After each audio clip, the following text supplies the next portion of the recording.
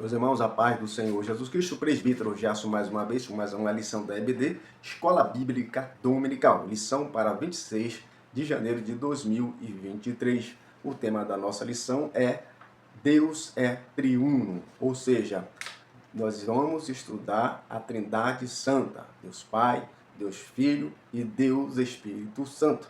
Se você for ver assim na sua revista, né, da foto da sua revista dessa lição, você vai ver que está ali a imagem do Senhor Jesus Cristo sendo batizado ali por João Batista. No fundo você vai ver ali, no caso, o sol, que representa a Deus. E aí você vai ver também a imagem da pomba, né, naquele momento do batismo, que representa o Espírito Santo. Você vê que ali também, Deus, no batismo de Jesus, houve a manifestação ali de Deus, Deus Pai e Deus Espírito Santo, ok? No caso, a manifestação ou a presença do Espírito Santo se deu como uma forma de pomba, e no caso de Deus Pai, foi por uma voz, né, que veio dos céus, e todos puderam ouvir essa voz que dizia: este é meu filho amado, em quem eu me comprazo, ou em quem eu tenho prazer.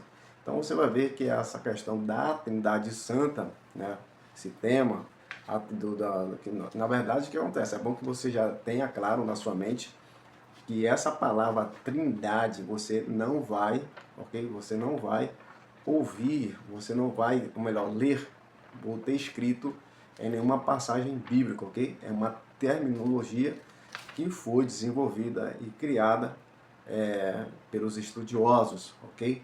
Pelos estudiosos. Então, essa terminologia, ela foi criada pelos estudiosos, mas você não vai encontrar dentro da Bíblia Sagrada escrito essa terminologia Trindade. Você não vai. O que você vai encontrar é o número 3 na Bíblia Sagrada. O número 3 no hebraico, né, no sentido bíblico, hebraico, significa completude, significa perfeição. Então, Deus Pai, Deus Filho e Deus Espírito Santo. Ok? Dentro da questão da obra que nós vemos de Deus, né, da obra da criação de Deus, da obra da salvação, que a princípio, quando nós olhamos no Antigo Testamento, nós vemos a obra da criação e nós vemos também a ação da Trindade no Antigo Testamento. Na obra da criação, em todo o movimento, em toda a história, né, do povo israelense, do povo judeu, nós vemos aí a manifestação da Trindade. Também no Novo Testamento, o foco principal do Novo Testamento é a obra da salvação. E dentro dessa obra da salvação, nós vemos aí perfeitamente essa obra da Trindade. É como se essa obra da Trindade, ou melhor, essa obra da salvação sem a Trindade, ela não existe, ok? Isso aí é bem claro. Ela não existe. A obra da salvação sem a Trindade, ela não existe, ok? Porque nós precisamos do Deus Pai, nós precisamos do Deus Filho e nós precisamos do Deus Espírito Santo. Eu sou professor de integração discipulado, nós temos uma lição ali que é bastante importante sobre exatamente conhecendo a salvação, onde nessa revista, né, que é uma lição bastante antiga, que é histórica, né, no caso aí do discipulado das Assembleias de Deus, há mais de 20 anos, quando eu me converti, eu tive essas aulas e eu até os dias atuais eu transmito essas aulas na integração discipulado e também, obviamente, que agreguei mais umas aulas, elaborei mais umas aulas para atender a necessidade dos discípulos novos convertidos, ok? Mas ali nessa aula nós abordamos essa questão da salvação. Nós dizemos, segundo essa revista, essa apostila de aula que nós damos, que Deus Pai, ele elaborou o plano da salvação. O Senhor Jesus, Deus Pai elaborou, o Senhor Jesus Cristo, ele executou, né, a obra da salvação. A obra da salvação, ela começa, né, com a vinda do Filho do Homem, com o sacrifício dele ali no Calvário, com a expiação da obra dele ali, a expiação pelo seu sangue, né, de todas as pessoas que se convertem ao Evangelho, aquelas que se decidem por Jesus. Né, o sangue de Jesus ali, o sacrifício de Jesus, ele é tão poderoso que ele é capaz, né, de salvar, de limpar, de purificar o mundo inteiro dos seus pecados. Então você vê que só por essa obra, você vê que não é uma pessoa comum, não é um ser comum, né, para ter um poder, né, desse, através dele, do sacrifício de Jesus, o mundo inteiro ser purificado dos seus pecados. Pensa, nós temos quantos bilhões de pessoas se converteram ao Evangelho de 2000 anos até os dias atuais.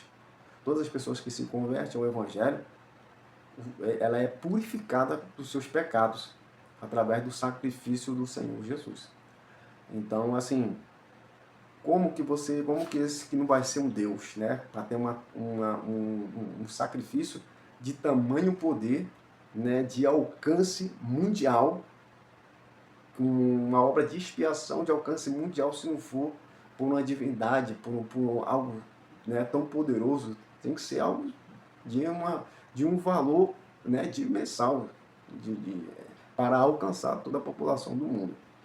Então, até os dias de hoje, enquanto Jesus Cristo não voltar, né, as pessoas que se converterem, que se decidir, né, seguir a Jesus, pode o mundo inteiro se converter ao Evangelho, que essa pessoa é purificada dos seus pecados através do sacrifício do Senhor Jesus.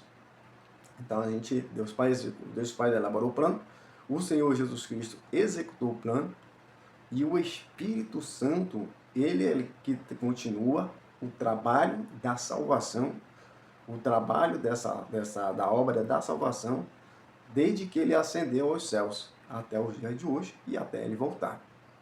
Então o Espírito Santo de Deus, a terceira pessoa da Trindade, é tão divina, mas tão poderosa, que ele está aqui comigo enquanto eu estou dando aula, ele está aí com você, ele está com os irmãos lá da Ásia, da Europa, ele está com os irmãos, enfim, pelo mundo inteiro, sabe? Aquela mesma pessoa que está aqui, eu posso estar aqui, daqui a pouco tem uma revelação, daqui a pouco eu posso bradar em línguas, e etc e tal. E o irmão lá, nos Estados Unidos, na Ásia, seja onde for, também. Como que não pode ser um ser, como que isso não vai ser um ser divino, o Espírito Santo?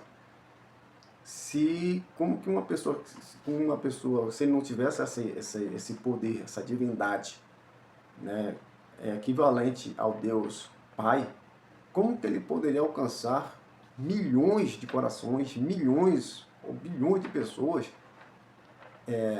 em todo o mundo ao mesmo tempo? Como pode isso? É impossível. Ouvir milhões de vozes, muito mais do que isso. Ouvir o coração de pessoas, de milhões de pessoas pelo mundo ao mesmo tempo. Nós sabemos que isso é obra de um ser divino, não tem como ser, não é de um anjo, não, é de uma divindade, ok?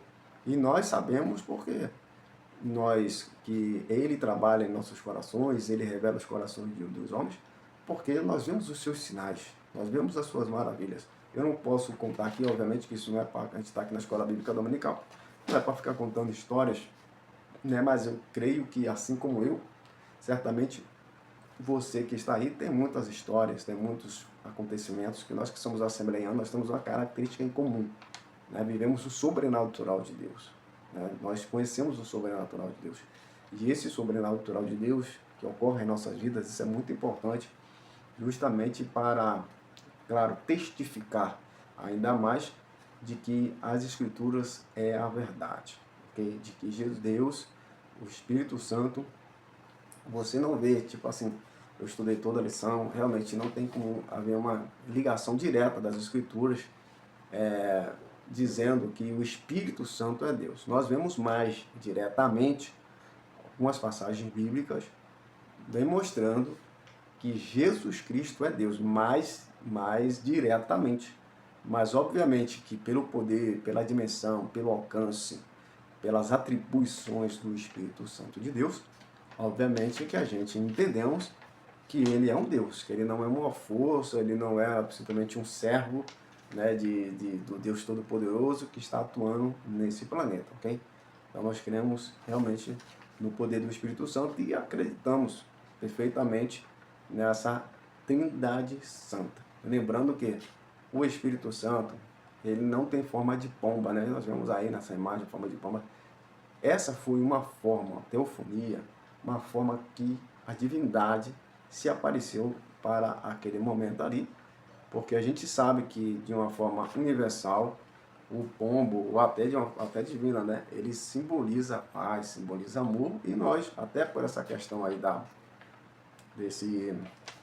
no caso dessa passagem bíblica, nós entendemos aí até que representa algo de uma divindade, no caso, o Espírito Santo. Nesse caso aí, ele apareceu nesse formato aí de pomba. Não me lembro mais, não acredito que ele apareceu outras vezes dessa forma, ok?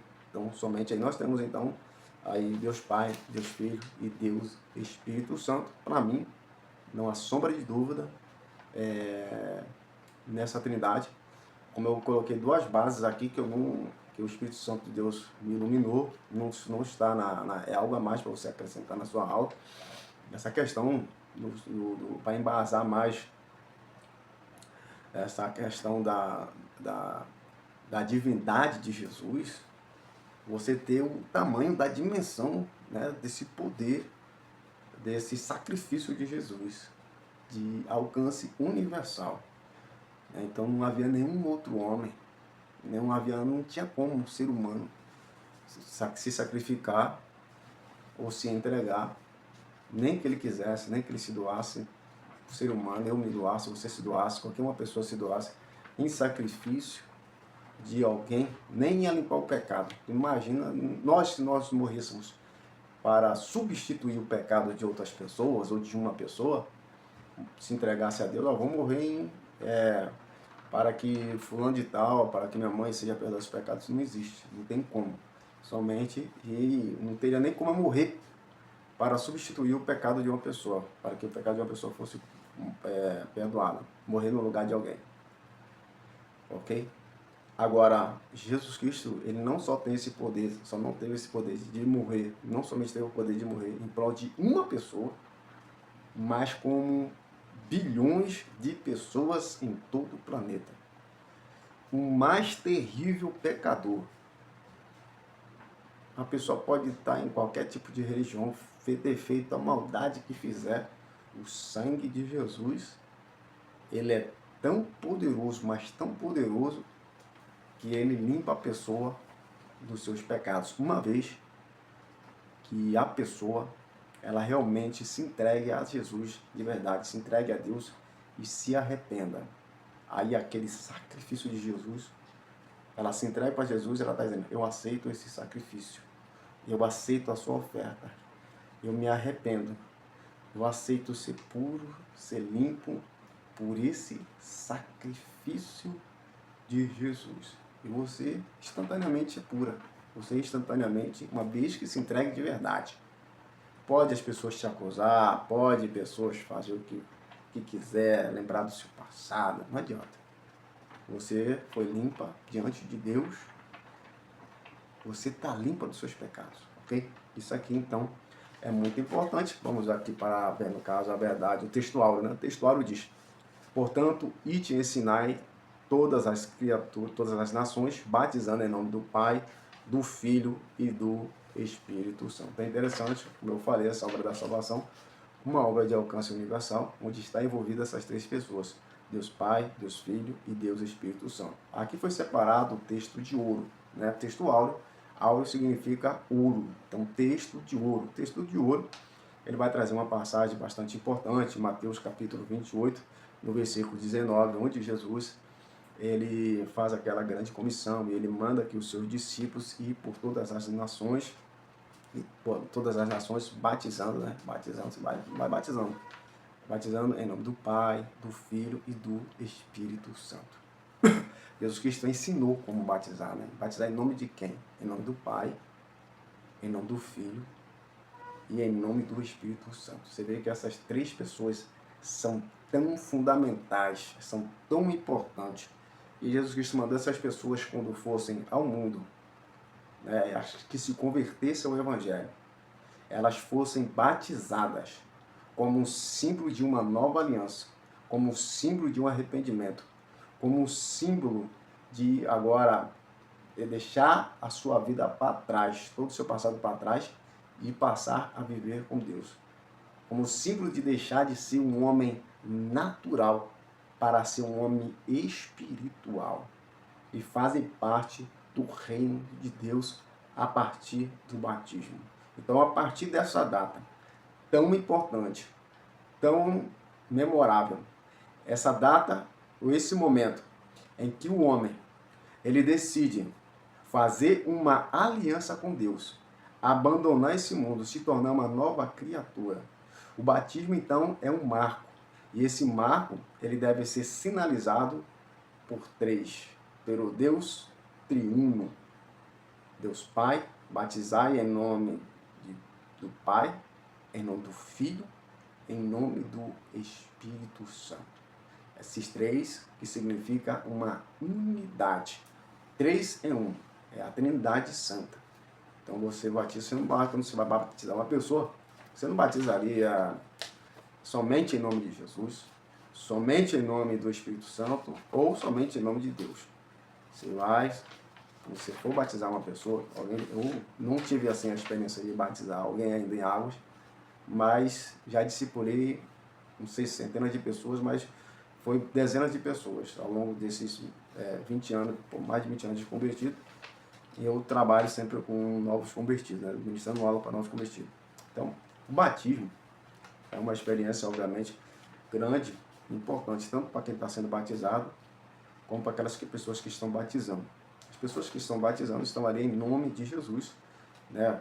E ela vai batizar, essas pessoas vão ser batizar, os batizantes serão batizados em nome do Pai, do Filho e do Espírito Santo. Você vai pegar, vai colocar as suas mãos, segurar a pessoa e dizer: eu te batizo em nome do Pai, em nome do Filho, em nome do Espírito Santo.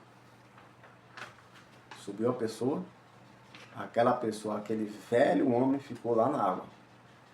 Ressuscita, sobe um novo homem, sobe uma nova criatura. É nova concepção, é novas ideias, é agora uma nova trajetória, simbolizando aí uma nova trajetória para Deus. Então, tinha que ter esse sinal, tinha que ter como é que se diz?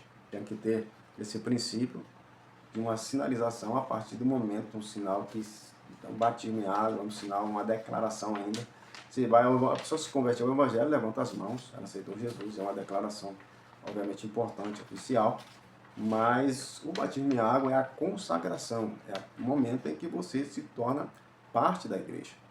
E você vê que é tão importante ali, porque quantas experiências nós já tivemos, no caso, do batismo em águas. Quantas vezes nós vemos pessoas ali, na hora que está sendo batizada em nome do Pai, do Filho e do Espírito Santo, e aquela pessoa ali bradar, né, em línguas, outras pessoas ali começam a vir sobre ela algo sobrenatural, uma alegria assim, que são muitas, gente, muitas coisas assim que acontecem quando a pessoa ela é batizada em água. A Trindade Santa, veja que é tão importante, a Trindade Santa ali, porque a Trindade Santa trabalhou ao favor daquela alma, trabalhou a favor daquela vida, trabalhou e trabalham ainda em função de salvar o homem dos seus pecados. Então, nada mais justo, nada mais óbvio, nada mais certo de que eu estou te batizando, não é porque eu quero, não é porque... Não, é em nome do Pai, é em nome do Filho e é em nome do Espírito Santo. Em nome do Pai que elaborou o plano, em nome do Filho que executou o plano e te dá a salvação pela remissão dos seus pecados, e do Espírito Santo, porque foi ele que atuou dentro do seu coração e da sua vida, para que você fosse salvo e vai continuar atuando na sua vida. O primeiro passo já deu. O segundo passo, aliás, primeiro aceitar Jesus, o segundo passo, batizar em águas, e agora o terceiro passo, caminhar para o crescimento, desenvolvimento espiritual, para ser um obreiro, uma obreira, para ser um discípulo, para ser alguém atuante na igreja, na obra do Senhor Jesus. A verdade prática diz: desde a eternidade, Deus é Pai, Filho e Espírito Santo. E essa verdade está em toda a Bíblia. E é isso que nós vemos em toda a Bíblia. É isso que vai demonstrar essa lição. Que Deus Pai, Deus Filho e Deus Espírito Santo, ele está em toda a Bíblia. Não somente no Antigo Testamento, né? Podemos dizer nas Escrituras, porque as Escrituras, para nós que somos cristãos, ela compreende tanto o Antigo quanto o Novo Testamento, tá? O Antigo Testamento, para nós, tem a mesma importância do Novo Testamento.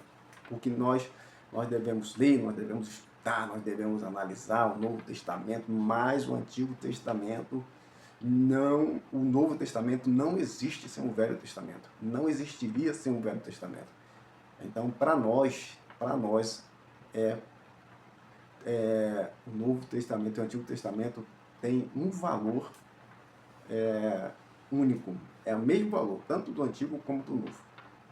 Eu fico triste que a gente vê realmente que existem pessoas dentro da Assembleia de Deus que discordam dessa palavra, desse ensino, que fala sobre o Deus triuno. Não estou dizendo que essas pessoas não vão ser salvas, não é nada disso. Mas, assim, a Bíblia demonstra que realmente existe a Trindade Santa. Então, não há por que nós duvidarmos disso.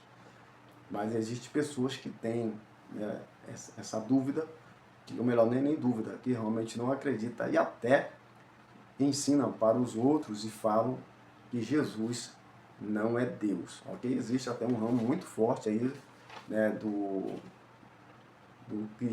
cristianismo judaico, muitos cristãos judeus, ainda existe muito, né? Foi que o apóstolo Paulo ele teve alguns problemas com os judaizantes, cristãos judaizantes, existe muito, né? Na verdade, judaizantes são cristãos, tá? Cristãos que acreditam que Jesus Cristo é o Filho de Deus, que ele é o Messias, que ele veio realmente se sacrificou, que está certo mesmo, aquela coisa toda, tal, acredita.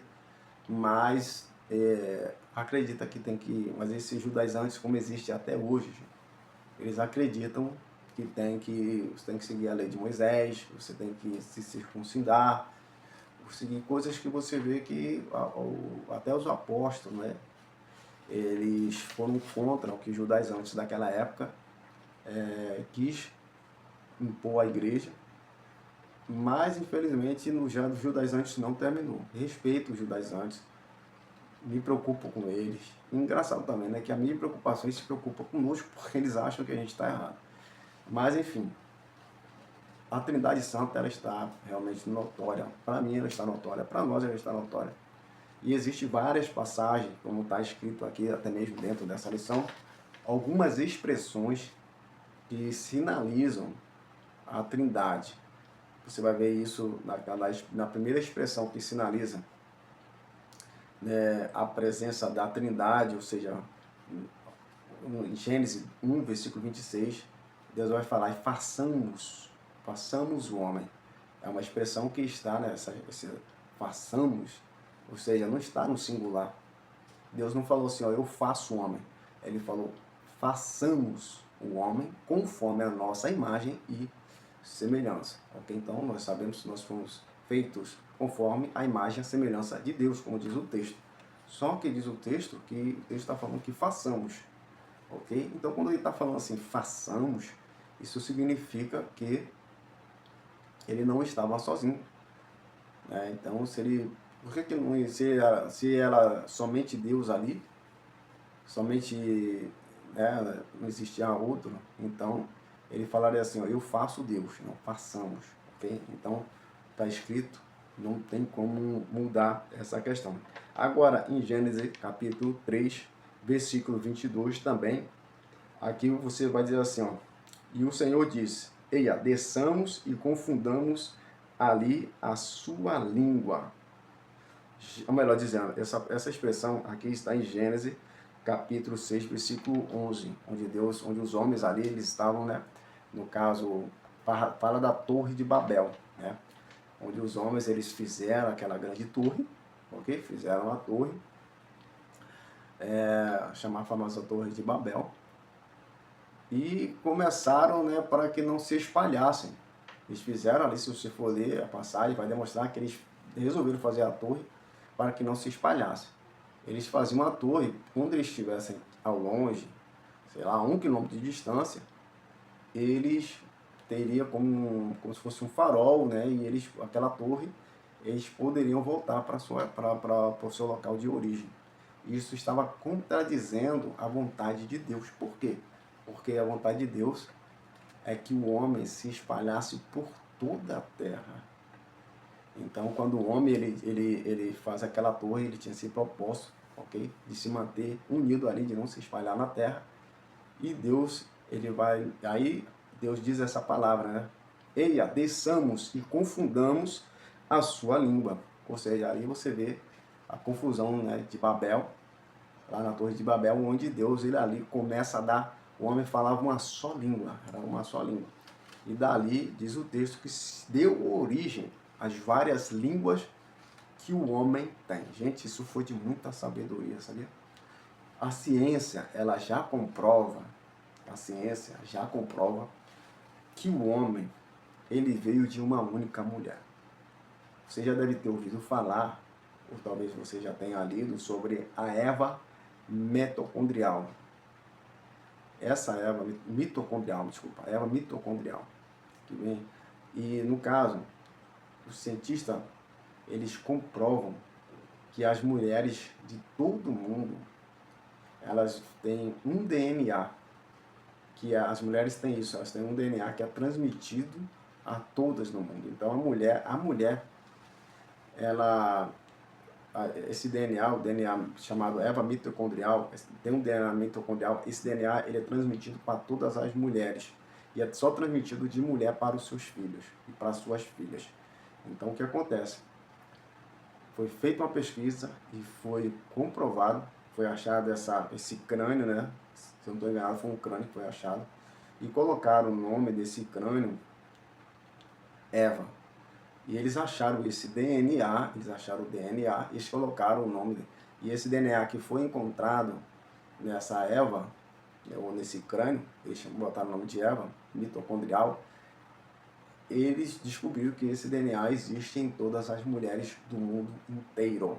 Então eles já tinham assim ideias de que realmente o homem e a mulher tenham nascido, tenham vindo lá da Mesopotâmia, onde foi encontrado aí, no caso, a Eva mitocondrial, mas muito antes disso eles já tinham evidência de que realmente o ser humano surgiu ali.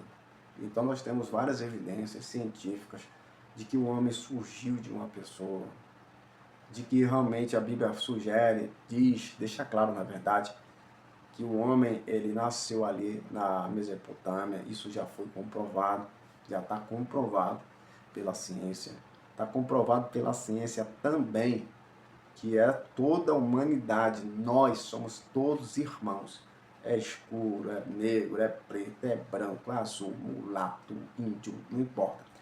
Todos viemos de uma só mulher e de um só homem. Isso aí, gente, já é fato. É um fato que é indiscutível, ok? É um fato que é indiscutível. Então, nós viemos de lá da Mesopotâmia, estamos aqui no Brasil, outros estão, né, espalhados, estamos espalhados pelo mundo, mas viemos aí de um lugar somente, ok? Então, assim, outro fato importante nesse fato aí que eu estou finalizando, nós fomos onde Deus ele, né, espalha os homens. Foi importante para Deus confundir a língua dos homens para que eles pudessem se espalhar, porque eles começaram a ter dificuldades, obviamente, de conversarem, de falarem, de se comunicarem, e aí eles começaram, né, a se espalhar. Deus teve uma ideia maravilhosa nisso. Deus teve uma ideia maravilhosa, colocou várias línguas ali, neles ali, foi aí a origem, cara, que legal, né? A gente tem a origem da Bíblia, fala como foi que surgiu, né? Explica a gente como é que os homens em determinados lugares conseguem falar várias línguas diferentes.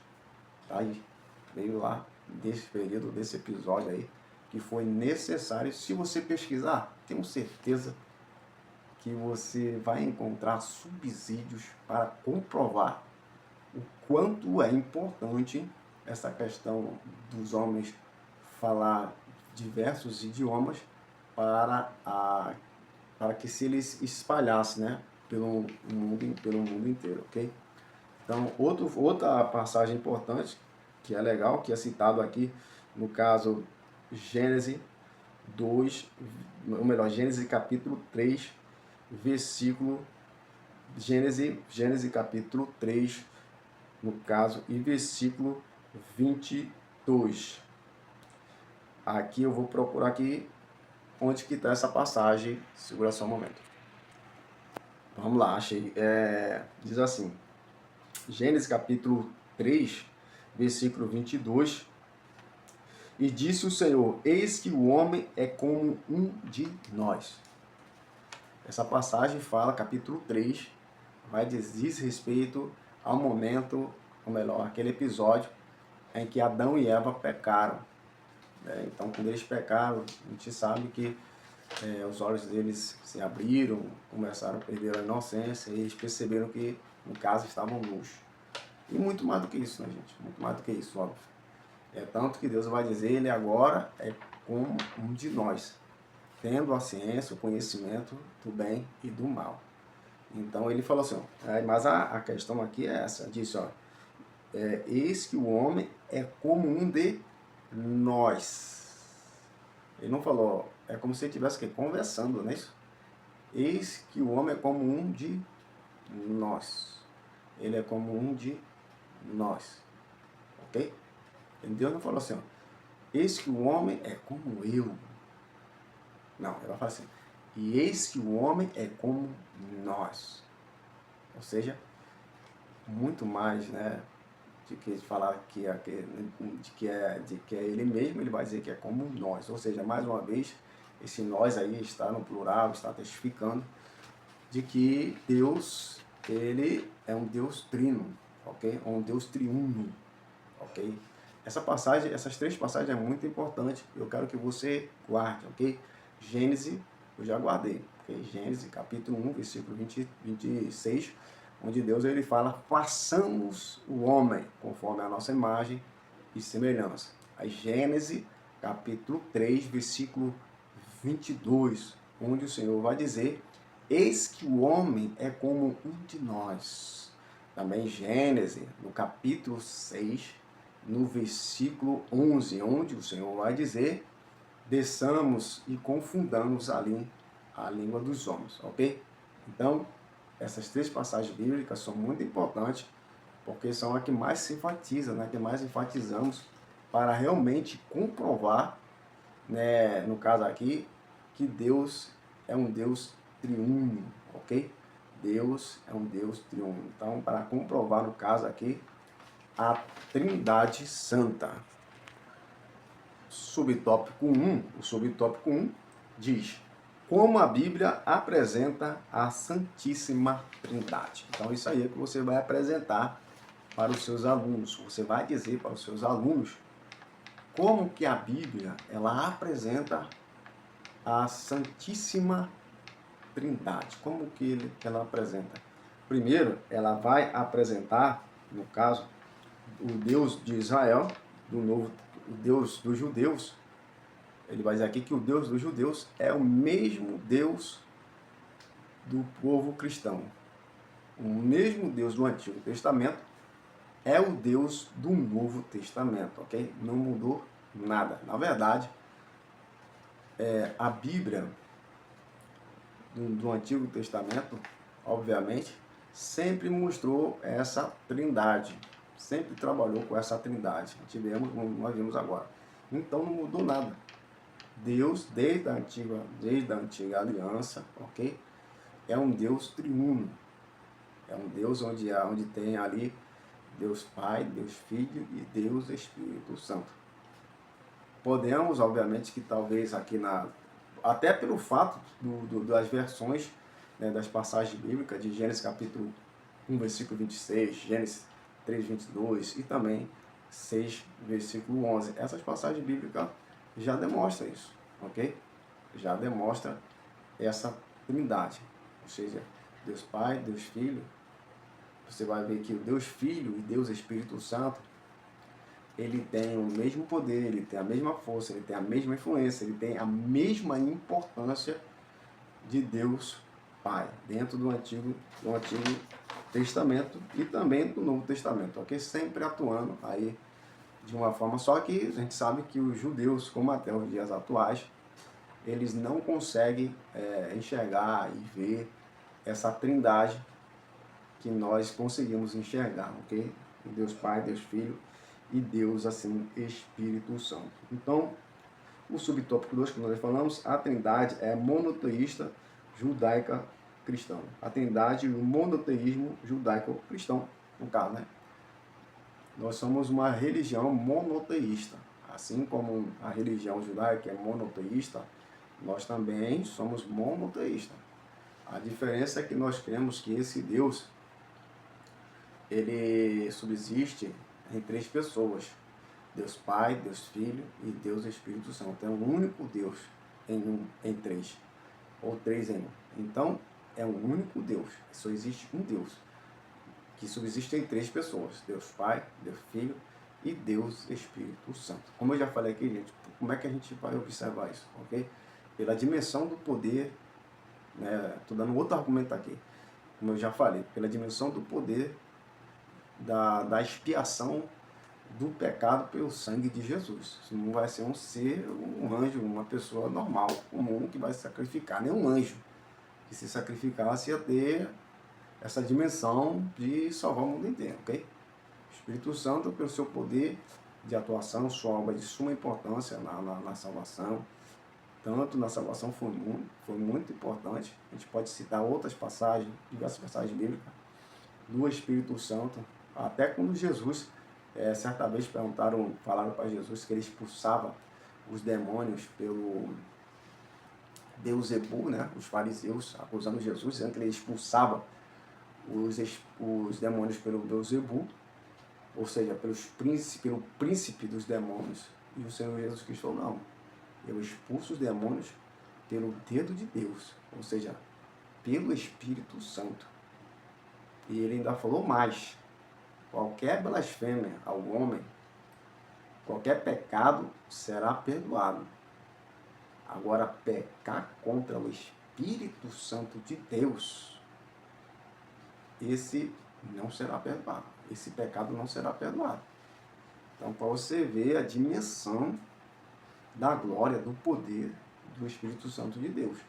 Então, na minha cabeça, não tem como ele não ser uma pessoa também divina, não ser divino, ok? Na dimensão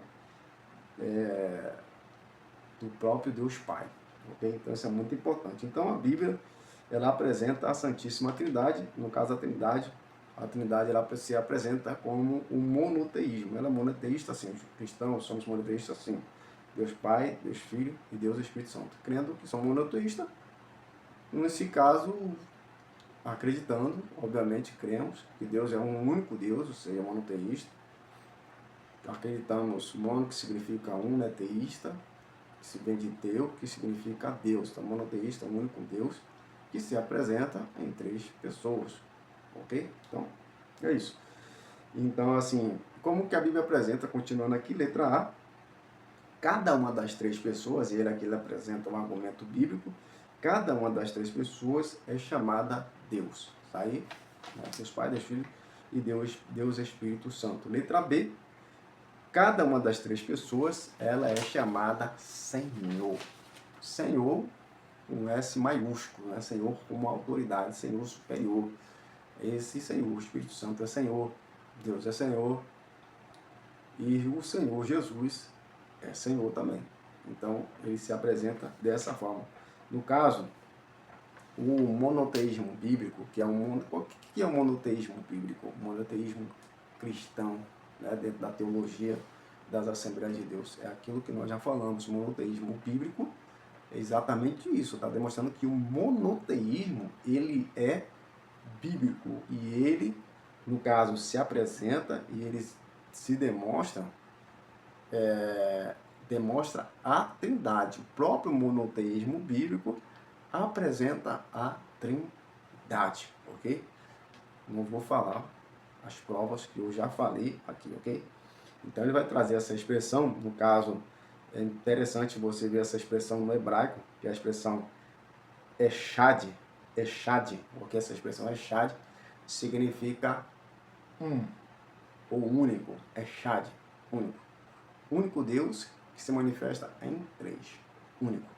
Aí ele faz a alusão, porque essa palavra echad é igual à palavra que ele usa também na expressão onde une o homem e a mulher em casamento. Ambos serão uma carne, echad. Echad. Então você vai ver lá a expressão uma carne, ou vamos tirar a carne, vamos lá, uma, Echad, uma só, Echad, uma só, Echad, aqui, Deus está dizendo que o homem e a mulher seriam uma só carne. Eu sou casado, eu existo, a minha mulher existe, ela é uma pessoa, eu sou uma pessoa, mas nós somos uma só carne, ok? Então é uma unidade completa, uma unidade completa. Você vai ver que isso tem muito, tá? Você vê que é intrínseco a uma união plena, a um amor igualitário, sabe? É uma união benéfica, una. É igual, parecido no caso, uma só, é Chad, quando, no caso aqui, usando essa expressão para o monoteísmo cristão, quando Deus fala assim, no caso, ó Israel, o seu Deus é o único Deus. Quando está falando único, é Chad, ele é o único Deus, ok? Então, é a mesma expressão, a mesma terminologia, né, que é usado também quando diz uma, no caso, uma carne, levando aí a relação entre o homem e a mulher, ok? Só para exemplificar, ok? Então, quais são, subtópico 2, evidências do Antigo Testamento? Onde que nós vamos encontrar as evidências do Antigo Testamento? No caso aqui, eu já citei, né? Já citei quais são as evidências, né, que Deus é triuno, quais são as evidências da Trindade no Antigo Testamento. E justamente o autor aqui da revista, ele vai fazer justamente a menção desses capítulos que eu já citei, Gênesis capítulo 1, capítulo 3 e também no capítulo 6. Nesse caso, você deve ter esses capítulos e esses versículos memorizados. É muito importante nós botarmos, irmãos, como nos tempos antigos, muitas qualidades, muitas coisas boas que os cristãos faziam estão se perdendo, como por exemplo, memorizar versículos bíblicos. Nossas memórias estão cada vez mais preguiçosas, principalmente porque muitas tradições estão ficando para trás. E, além do mais, as mídias, os celulares, os áudios, sabe, isso aí tem tomado muito do nosso tempo. E uma das coisas que é muito importante, que nós temos, principalmente nós que somos chamados para ser professores, ministros do Evangelho, para ensinar a palavra de Deus, é importante que nós tenhamos esses versículos chaves embasados em nossa mente. Aí você quer comprovar algo, vai lá, poxa, você vai lá, você vai debater com alguém, não que você os debate, como o apóstolo Paulo ensina, evita os debates, ensinando o apóstolo Timóteo, eu não debato com ninguém, mas você tem que ter pelo menos a base bíblica para você. E se a pessoa humildemente não quer debate, quer realmente escutar os seus argumentos, você tem ali as passagens bíblicas para você ensinar e doutrinar as pessoas, né? E alguém vai te perguntar para você, ou vai ficar tipo assim, poxa, ele quer ensinar, ele quer dizer que sabe, mas ele não conhece as passagens bíblicas, ele não tem prova, ele não sabe me mostrar, ele não conhece a Bíblia. Então é muito importante que você realmente, não só por isso, mas por amor à palavra de Deus, por amor ao seu chamado, ao seu ministério, para você fazer a sua obra com louvor, procure gravar os versículos bíblicos e não se esquecer mais. Já só tenho dificuldade em guardar as passagens bíblicas. Aí você tem que orar, você tem que pedir a Deus. E outra coisa, não é só orar e pedir a Deus. Tem que fazer o seu esforço também. Anote os versículos bíblicos que você quer gravar. Anote numa folha no papel, deixe no seu bolso. De vez em quando tire, medite, repita, leia. E assim você vai gravando. Você vai exercitando a sua memória, ok? Eu já gravei na minha mente o Salmo 91, que é um grande salmo. Isaías 53. Então já tive também no Novo Testamento, capítulo 13 de 1 Coríntios, que trata sobre o amor, a excelência do amor, que sobrepõe, né, todos os dons espirituais, etc. e tal, se você for olhar o contexto. Então é muito importante que você tenha essas passagens bíblicas, principalmente nós, que fomos chamados para evangelizar, para pregar a palavra de Deus. É muito importante para que você, quando você for pregar, quando você for ensinar, você trazer ali, muitas vezes baseados A pregação tem que ser baseada nas escrituras, passagens realmente que possam, assim, trazer impacto à vida daquelas pessoas. Então isso aí é de fato muito importante. Vamos lá para o subtópico 3. Subtópico 3 diz: revelada no Novo Testamento. Ou seja, a Trindade, ela é revelada no Novo Testamento. A primeira coisa que eu vou falar aqui é de como ela se revela no Novo Testamento. E justamente ela vai citar a passagem, no caso aqui de Mateus capítulo 8, versículo 29. Essa passagem que no caso está no texto áureo, que é o texto de ouro, que diz: portanto, ide e ensinai todas as nações, batizando em nome do Pai, do Filho e do Espírito Santo. Mateus capítulo 28, versículo 19. Então ali você vê, no caso aí demarcado, a revelação da Trindade Santa, Deus Pai, Deus Filho e também Deus Espírito Santo. Ok? No caso aqui, letra B, a Trindade dos credos. Ou seja, o que é a Trindade para nós? A Trindade para nós é a união de três pessoas: Deus Pai, Deus Filho e Deus Espírito Santo. Se alguém perguntar para você o que significa a Trindade, você pode dizer: é a união de três pessoas: Deus Pai, Deus Filho e Deus Espírito Santo. Aí você vai encontrar algumas pessoas que vão dizer: mas essa questão da Trindade, eu já vi isso em outras religiões. Irmão, você tem que mostrar. Realmente é importante você saber que ter conhecimento. Óbvio que existem outras religiões em que fala da Trindade, né? Que fala que são da Trindade. Isso é abertamente. Está tipo assim, mais nitidamente ou mais enfaticamente, ok? Então, na Bíblia Sagrada não está, não tem a expressão, como eu já falei aqui, Trindade. A Igreja Católica, na verdade, ela chegou a essa conclusão por século XIV, início do século XIV, no caso, o século 325, ok?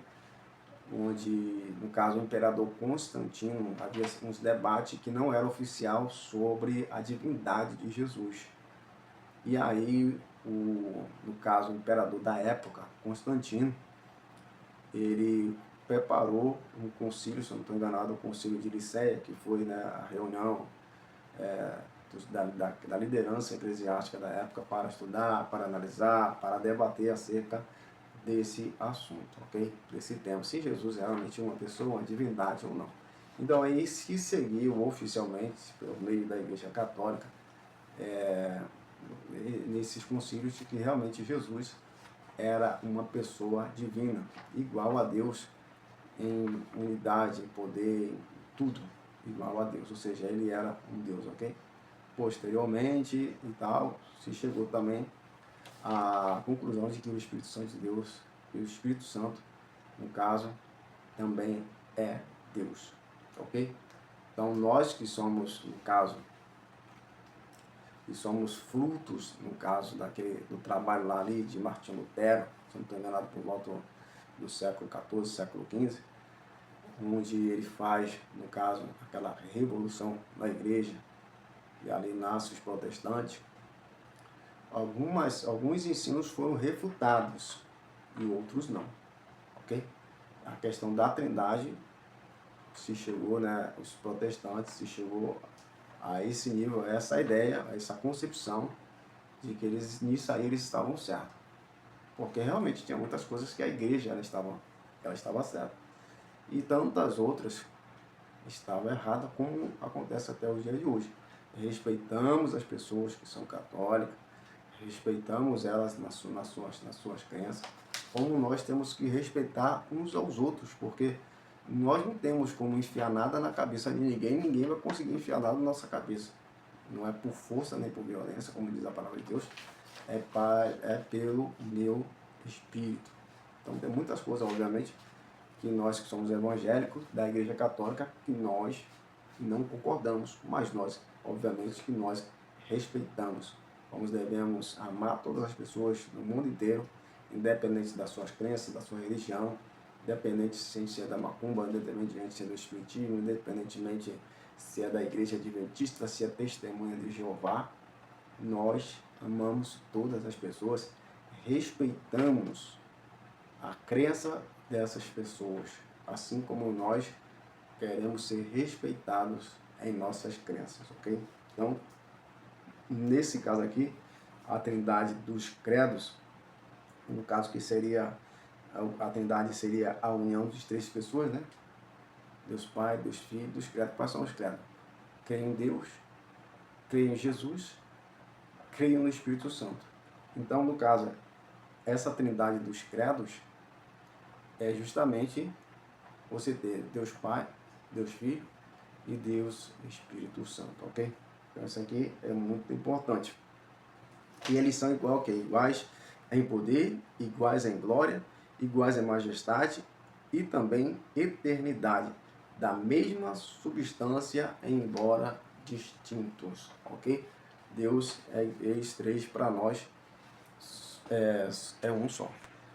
No tópico 2, no caso, vai tratar, diz assim, as heresias contra a doutrina da Trindade. Quais são essas heresias? Você vai explicar para os seus alunos, óbvio, quais são essas heresias. Então tá aqui unitarismo, ok? Unicismo e unitarismo, ok? Então essa questão do unicismo é onde se declara que, na verdade, Deus é um único Deus, ok? Não se crê na questão como se fosse da Trindade Santa, né? Então, o unicismo é diferente, no caso, da questão da Trindade. Agora, porque muitas pessoas, elas não, tipo assim, não aceitam a adoração a Deus, né? O unicismo não aceita a adoração ao Espírito Santo. Então, e essas pessoas acreditam que só Deus deve ser reverenciado, deve ser adorado. Crê na pessoa do Espírito Santo, obviamente sou uma igreja evangélica, sou uma igreja evangélica, crê em Senhor Jesus, crê no milagre que devemos fazer, a cura tem que se fazer no nome dele, expulsão de demônio no nome de Jesus, acredita na obra do Espírito Santo, mas acredita que a questão da adoração, do louvor e etc e tal, ela deve ser somente para, no caso aí, o Deus Pai, ok? Então tem que tomar muito cuidado no caso, com essa doutrina. Né? O subtópico 3, na verdade, está dizendo assim, unicismo, uma heresia antiga na atualidade. A questão é que ele vai tratar, ou seja, no tópico 2 ele está tratando do unicismo, e no tópico 3 ele continua, né, toda a revista, no caso a revista aqui, ela continua falando do unicismo e dessa questão do unicismo no meio pentecostal, ok? Ele fala, no caso ele traz aqui, que esse unicismo ele é muito marcado aí através principalmente do louvor e da adoração, aquilo que nós tínhamos um pouco falado anteriormente, mas ele não deixa claro, no caso, nenhuma música como um exemplo. Então, talvez isso aí tenha sido uma falha, né, acredito, do autor, porque ele teria que ter, pelo menos, deixado alguma música, né, já que ele fala tanto, basicamente ele está falando das músicas aqui, unicistas, né, essas músicas unicistas. Então ele teria que, no caso, acredito, deixar uma música de exemplo, para que realmente venha comprovar isso que ele está falando. Agora, o que ele vai dizer também nessa revista é que ele não é contra o unicismo e que o unicismo ele não nega de forma absoluta a Trindade, não nega de uma forma absoluta, ok? Mas eles veem assim como o Deus absoluto, o Deus que deve ser adorado, no caso aí o Deus Pai, o Deus Todo-Poderoso, né? O Deus Pai. Então, isso aqui é muito importante para que você guarde. E a outra coisa importante que vai citar esse autor da revista é que nós não somos inimigos dessas pessoas que são unicistas. Nós não somos inimigos de ninguém. Nós queremos o bem de todos. A questão é a proliferação de heresias que acaba retirando, mexendo realmente o coração do homem e acaba, como se diz, interferindo de uma forma maléfica na sua relação com Deus. Porque uma vez que você não reconhece o Espírito Santo como Deus, o Espírito Santo de Deus, irmãos, eu acredito que ele já fica muito, assim, em segundo lugar, em terceiro lugar, em último lugar, sabe? Muito em último lugar. A gente não dá atenção devida ao Deus Espírito Santo. Quer dizer, se a gente considerando o Espírito Santo como Deus, a gente já não ora, assim, já fala pouco dele, sabe? Já pregamos pouco sobre ele. já ensinamos tão pouco sobre o Espírito Santo. Ele tem uma obra tão grande em nosso meio, e a gente falamos tão pouco do Espírito Santo.